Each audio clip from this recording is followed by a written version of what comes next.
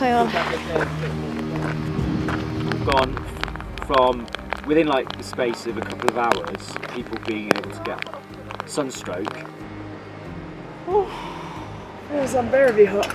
to being able to get hypothermia. This is the hardest thing I've ever done. Sometimes life presents us with a choice. One way or another. The easy way or the hard way. I'm Danny, and this is Nick.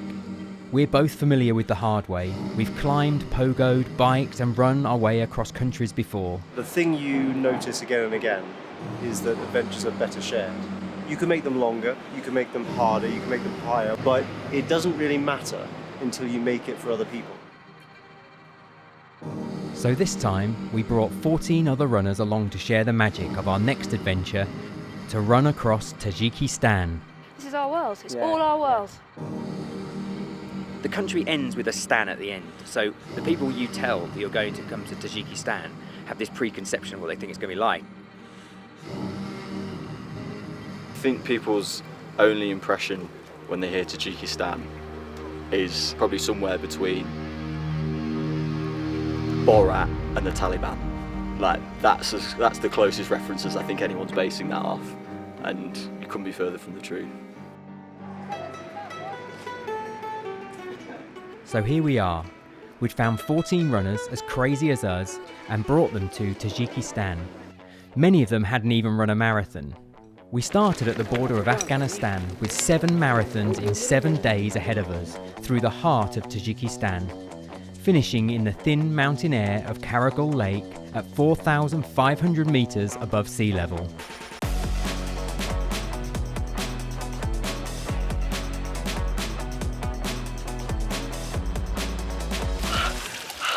I can't tell you how necessary this is. It was hot, like really hot. We had a local crew with us carrying supplies, and although they didn't speak English, we all spoke the universal language of water. These guys thought we were crazy. They're used to driving people through Tajikistan. They're not used to people using their own 2 feet to cross. But they were undoubtedly bonkers too. We had 4 drivers, a cook and a doctor. Together we were in for a real adventure, motivated by our new motto, Tajikistan by fish. Our first few days consisted of running and then hiding from the sun, on repeat.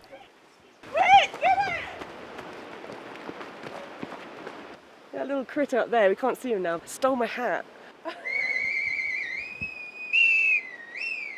Yeah, that would have been catastrophic in this weather. It's highs of 39 degrees here. It's impossible to quench your thirst. I tried to do some heat training back in England. It's not a touch on what I'm experiencing. It's only going to get hotter and higher, so that's why I need that goddamn hat.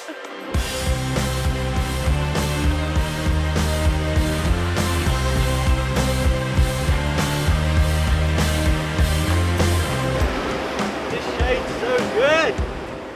While we were soaking up the shade, up ahead there was one member of the team that the drivers fell in love with, our speaker.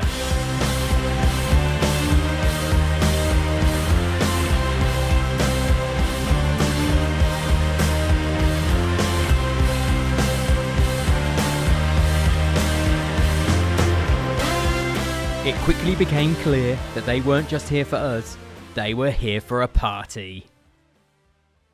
The vibes were high, but the temperature was still unbearable. So hot. Then our wildest dreams came true.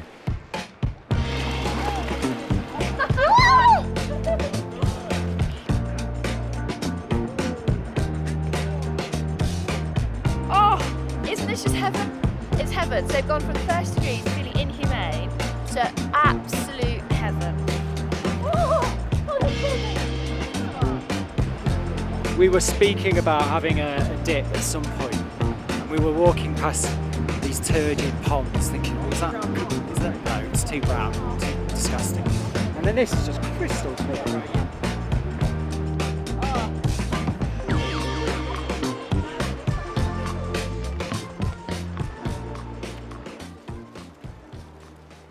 The further we ran, the more we learnt about this mysterious country. Everyone we came across was so welcoming, The most interesting thing for us is that I have met you here now, because we talk to each other. Please, we have respect everybody. If they need our help, we will come and help them. Wow, epic. Yeah, not huge. You will continue running from here to Karakul. You want to come?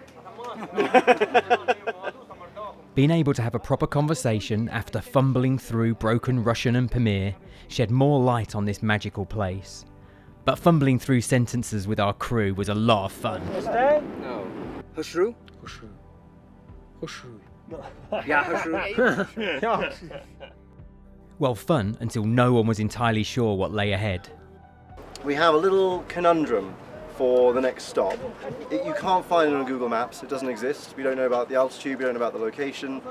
The guys who've been feeding me my information in Dushanbe, they say that it's 31 kilometers, but the drivers say that it's 40, and there is the very outside chance that it's 50.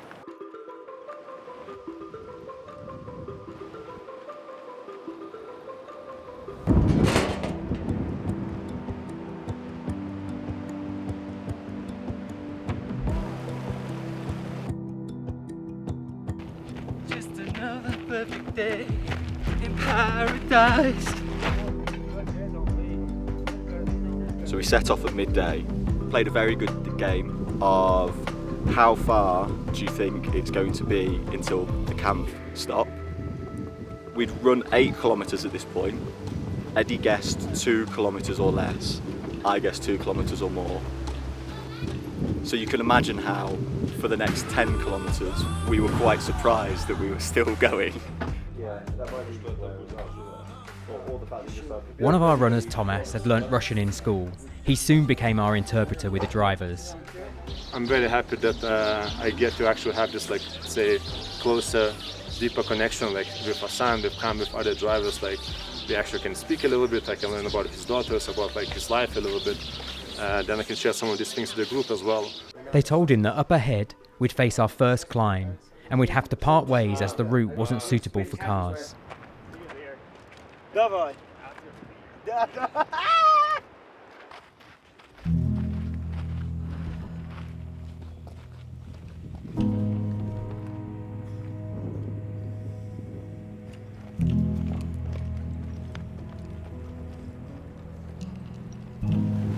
Wow. It is incredible. Yeah.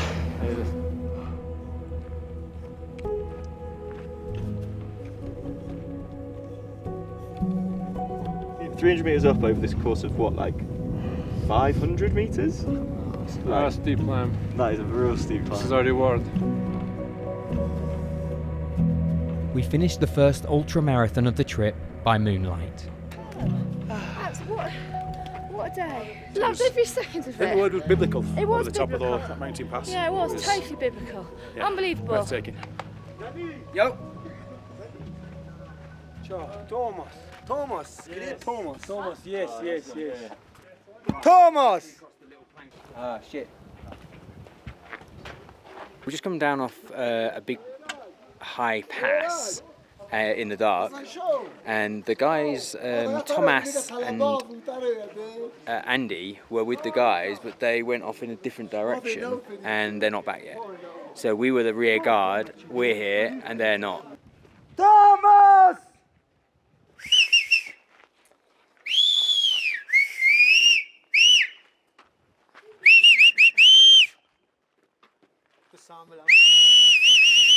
We were waiting to hear a whistle or anything in reply. Подождите. Сейчас. Поедет машина туда.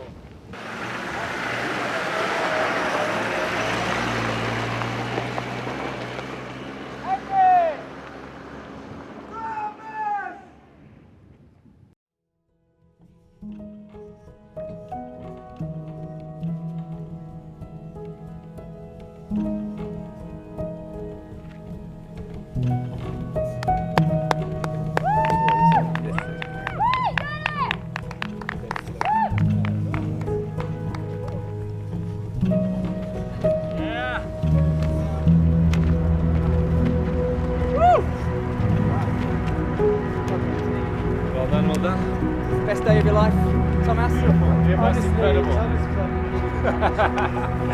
The views of the mountain, you just come up. It seemed like the greater the challenge became, the more alive we felt. The last couple of days I've been having a few problems with my feet, and the doctor had to put some dressings on them and pretty much ordered me to stay in the car on day 3. I was quite disappointed with myself, but it was the best thing for me at the time. I had some pretty awful health problems a few years ago. Basically had just really overdone it looking after a mum with Alzheimer's. Woke up one morning, couldn't get out of bed, full on collapse. And it took me about 6 months to be able to do normal life stuff without being completely out of breath.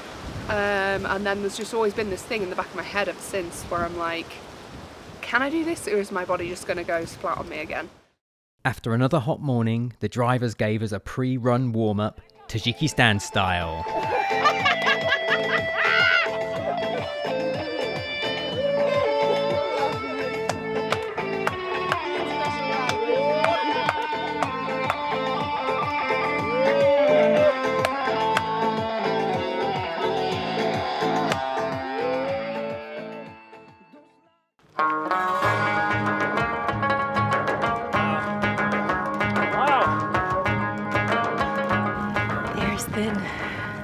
But definitely it's the first day feeling it.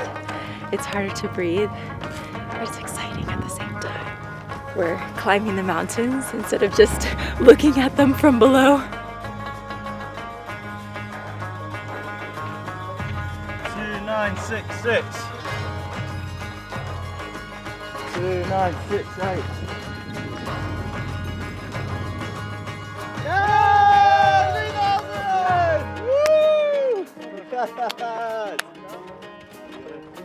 The higher we get and the more we climb, the more it feel like it kind of powers me, the more like I feel that energy coming through. It's just like it just kind of lifts you up and you just want to almost run up this mountain, and I cannot wait to see another one and another one and another one. Life in Tajikistan, it's very different than any life that I'm used to or that most of us in the group are used to. You feel so small when you're in great big mountains, and it's a beautiful feeling.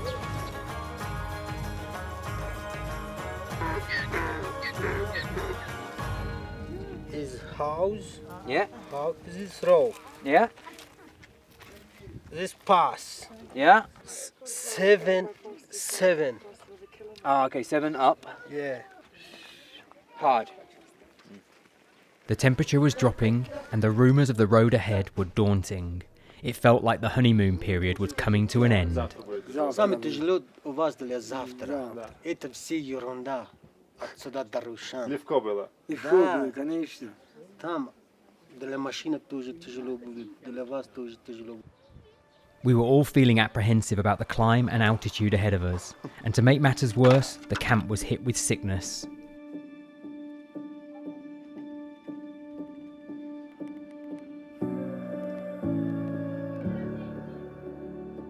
So Nick's been sleeping all night and he just woke up, asked for the doctor. Everyone's kind of dropping like flies now, just coming down with strange sicknesses. Might be the altitude, but who knows? So we just really need to uplift each other and also find the doctor now. With the doctor fast asleep, there's nothing else to do but go back to bed and wait for what the morning brings.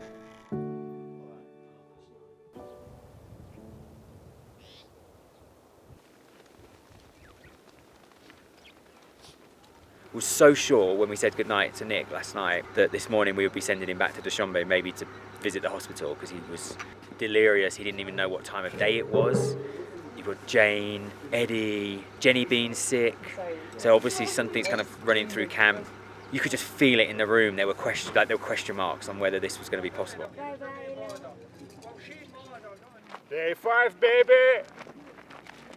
Because we're up much higher, the temperature was much colder. So actually when we woke up this morning, Nick has had a full 100% recovery almost.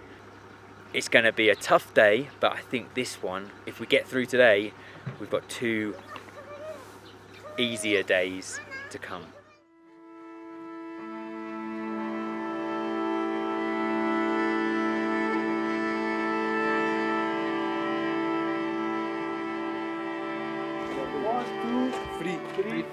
Already at 3,000 metres altitude, setting off was no mean feat.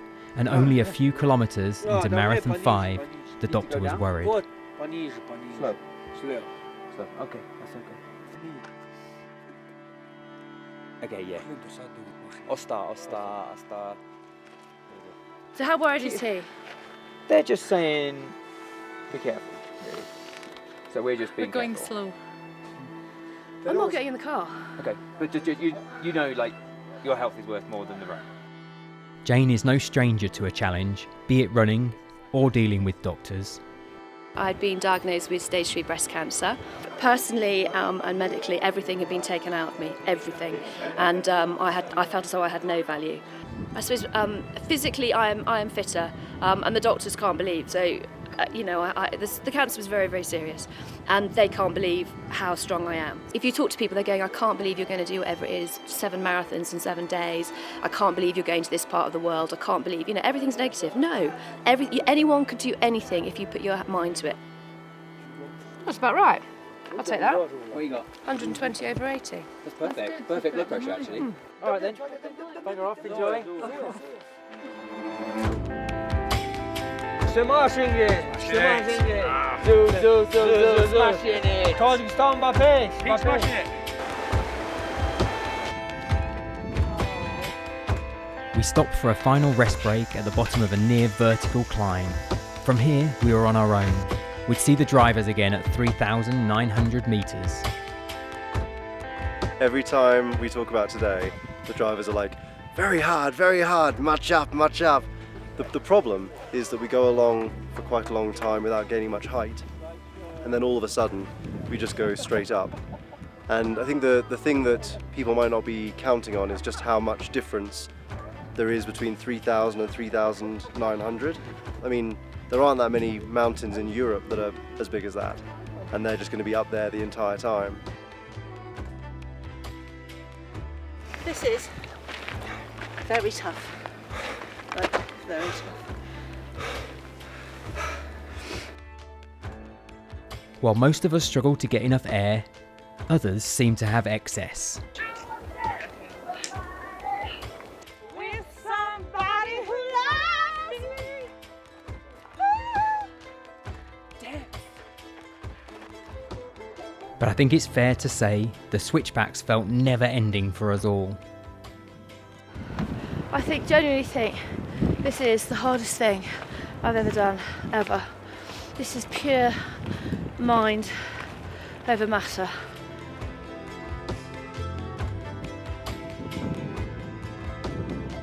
At the top of the hill, Mama Dior, our doctor, was waiting to make sure everyone made it. I'm okay. He was worried about Jane's heart rate and blood oxygen levels. With the weather worsening rapidly, he tried again to convince her to get in the car. No. Problem. No problem. Mama Dior. What is strong? Strong in Pamir. Bakawat.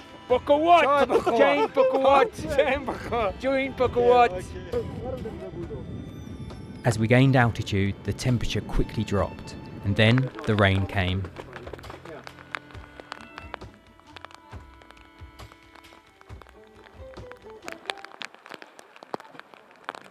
It's so cold right now. We've gone from within like the space of a couple of hours, people being able to get sunstroke to being able to get hypothermia. It's bloody freezing.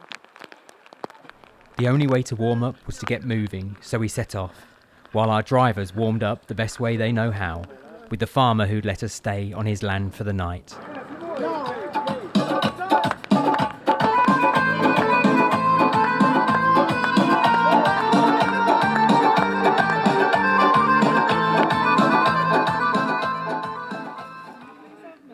It's clearing up, sun is coming out, and the views were epic again. Just desert-like, surrounded by really tall snowy peaks from all sides. It's difficult to run though. We're at very high altitude, so running is nearly out of the question. I can't believe we're on day 6. That's mad. We got still 2 ultras to go. I love how we're nearly done. We've only got 46 today and 48 tomorrow, and that's where our brain has gone. That's where we're like, yeah, no problem. Before you start running, it's that 0 to 1 which is so hard. And suddenly, like, the more you do something, the more it seems like the more you can do.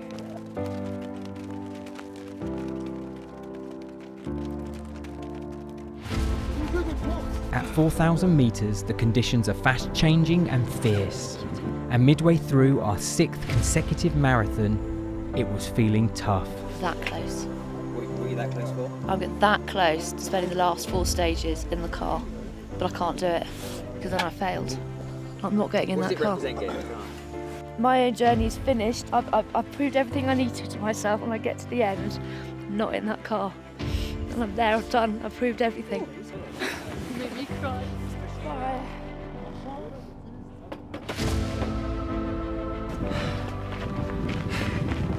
This is possibly one of the hardest things I've ever done. It's really hard. Struggling with the altitude, can really feel it in my lungs today. I'll be glad when today's over. I just want to crawl in my sleeping bag and just sleep. Collar.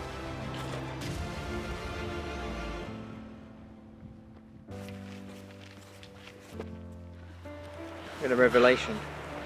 But I completely forgot that chemo damages the lungs. I hadn't really thought about that. None of those ultra marathons at 4 metres, 4,000 metres isn't necessarily what the doctor ordered.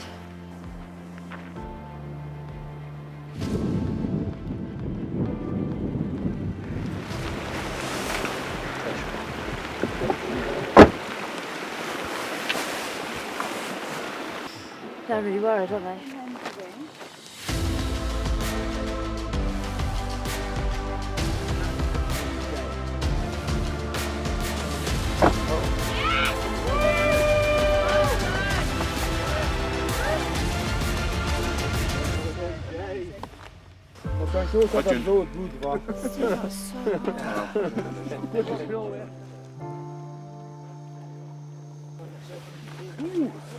As we warmed up as best we could, Andy called the doctor from his tent, where he was shivering uncontrollably. Andy, do you think you have fever? No, I think I've got hypothermia. It was all hands on deck to try and get Andy warm. Andy, doctor is here. We'll check the temperature.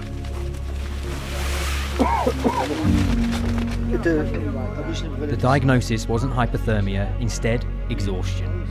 With temperatures dropping below freezing, we all tried to get some sleep, ready for our final marathon tomorrow.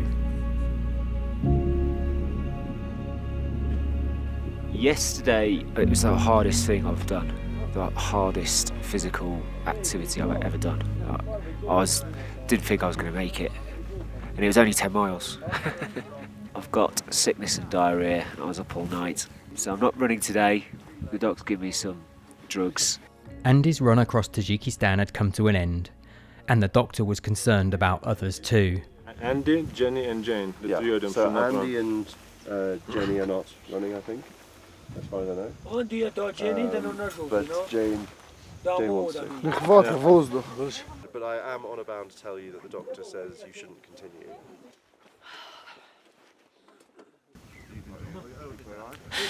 Fee is finding it tough watching her friend push herself to the limit. Just want it to be okay. I know after what she's been through and the cancer and stuff, she's very, very hard and needs to finish stuff. So I'll be walking with her all the way today.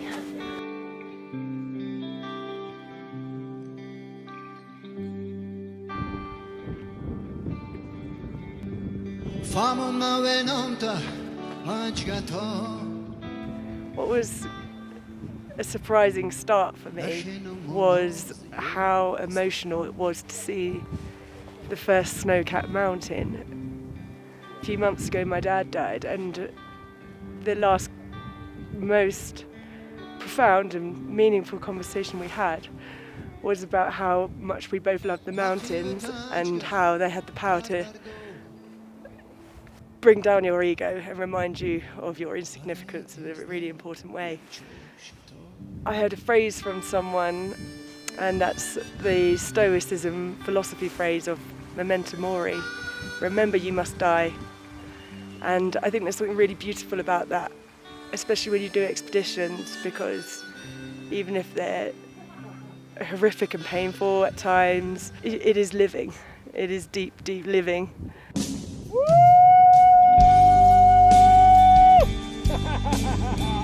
How many people have seen these mountains? None of our drivers been here. Wow! Good to be alive. Oh, so beautiful to be alive.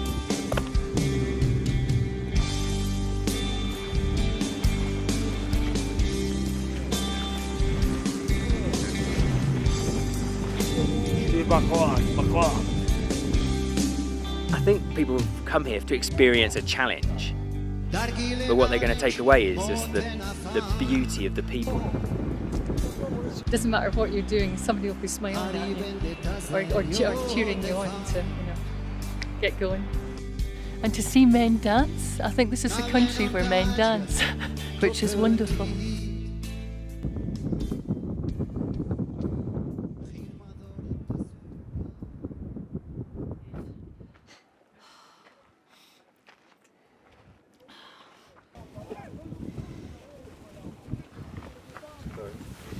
What are you thinking? Fucked. I can't do it. I'll be really upset if I don't. I'm really fucked.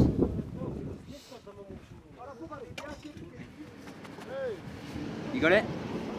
Have you got it? Come on, let's go. Look after each other. Danny!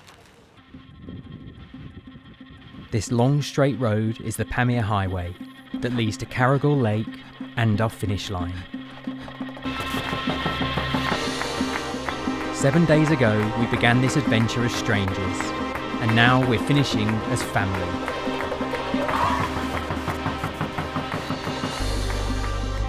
Tajikistan has taught me to never stop seeking the feeling of being alive, truly alive.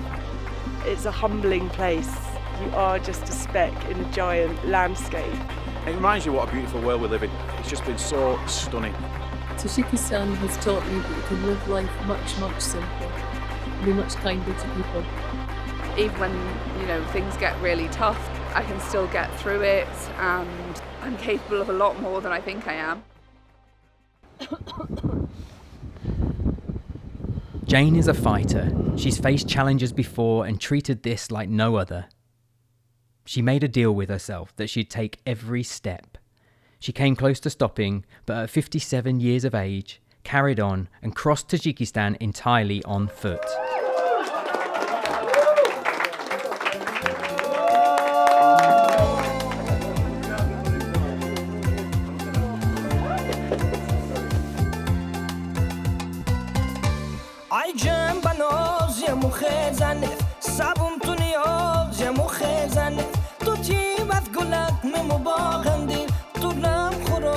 مخزنه طولم خصاص مخزنه